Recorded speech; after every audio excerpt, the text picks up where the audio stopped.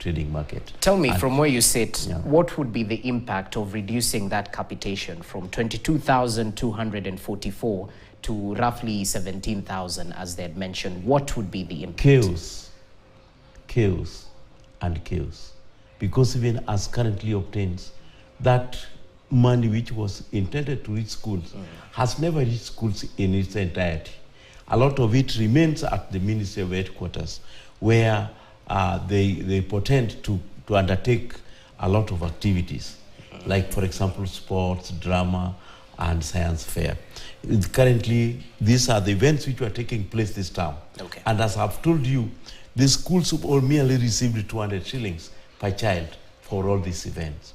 And that one totaled to 3,877 shillings. Okay. Instead of 11,122. So once it is reduced, and with the rising cost of living and all its attendant implications, we find that it may not work. You know, the current leadership has taken priorities elsewhere, and education is being ignored. It is being ignored in a 3 trillion budget. Education is being ignored, and where it matters most. Okay, it's definitely unfortunate, but let's track back and find out, are there any assurances, especially on the delay of release of capitation funds fully to schools across the country? Is there any assurance given by the ministry, timelines as well, given as to when they might be able to send these monies? It is now difficult for us to believe the Cabinet Secretary for Education, especially with all the promises that he gives. All the assurances are not met, because by last week, he said that the money will be in schools. They didn't specify the amount they will send in school. And as I've told you, today is Monday, the end of business. No school has received the remainder of the 75% which was supposed to arrive in school.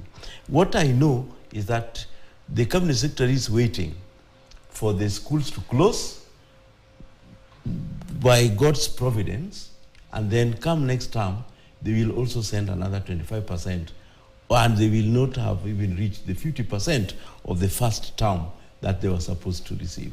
This is the challenge, and this is the crisis which is facing education. If we had somebody who is so sensitive, they would have known. You know, one thing which this thing has also led to is that you realize that because of the delayed capitation, because of the reduction, even children health have been put on the wire. So these are where the issues are. Okay. The head teachers we have in our schools are living under very stressful moments. If you have a principal who is not having blood pressure, that is just the grace of God.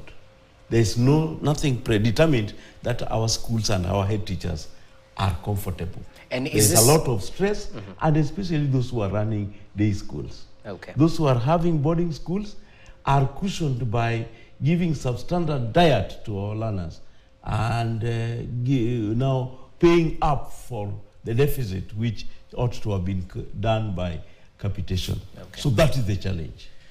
In terms of delay, are we talking about a delay in this current financial year?